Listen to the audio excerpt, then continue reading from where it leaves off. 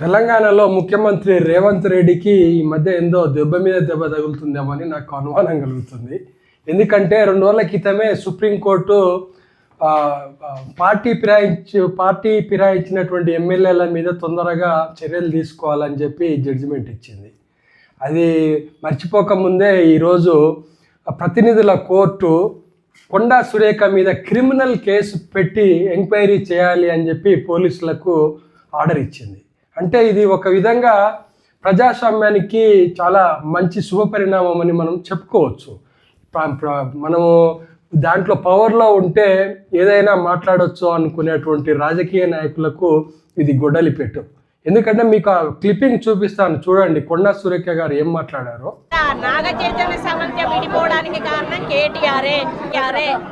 అయినా సరే మన రాజ్యాంగంలో ఒక ప్రజాప్రతినిధి తనకు రాజ్యాంగం గురించి ముందు తెలిసి ఉండాలి. తెలిసి ఉండకపోతే తెలుసుకోవడానికి ప్రయత్నం చేయాలి. మన రాజ్యాంగంలో ఏదైనా సరే సాక్ష్యాధారాలు లేకుండా ఎప్పుడైనా మాట్లాడకూడదు. ఏ విషయమైనా సరే ఎవరో ప్రజలు మాట్లాడుకునేటువంటి విషయాలన్నీ తీసుకొచ్చి వాటిని నిజాలన్నీ నమ్మేసి చెప్పడం అనేది చాలా తప్పు.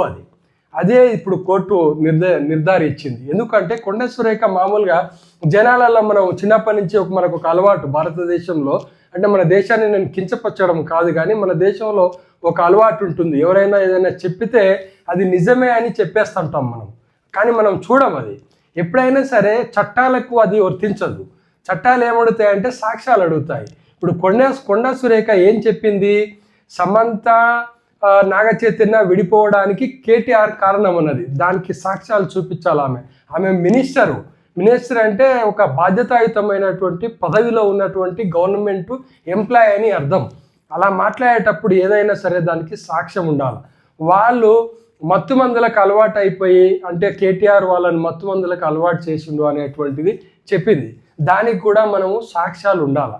ఏదైనా సరే సాక్ష్యం లేకుండా ఒక ప్రజాప్రతినిధి మాట్లాడడం అనేది చాలా తప్పు. చాలామంది మినిస్టర్లు చెప్తుంటారు వాళ్ళ పార్టీ నుంచి పార్టీ మారినప్పుడు నీ బండారం బయట పెడుతుంటా, నువ్వు అది చేసినావు ఇది చేసినావు అని.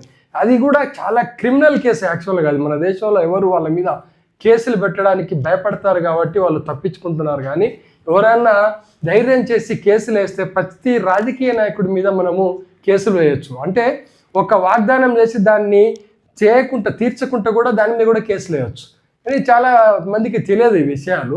రేవంత్ రెడ్డి చెప్పడం ఏంటంటే అక్షరాలు రాని వాళ్ళు కూడా రిపోర్టర్లు అవుతున్నారని చెప్తున్నాడు.